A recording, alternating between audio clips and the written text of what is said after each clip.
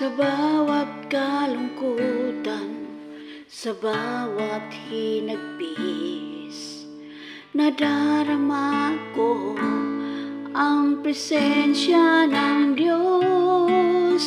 Siya ang may akda sa ikabubuti, kahit di nakikita, ngunit nadarama. Daan man ay masukal, magtiwala ka lang, dahil ang alam ko, siyang gabay sa daan. Sa pananampalataya di matitinag, sabagat may layunin siya sa atin.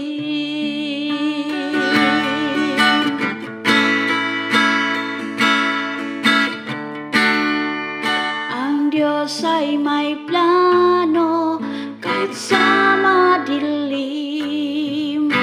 Baku-baku man ang daan, pilit na tinatahak.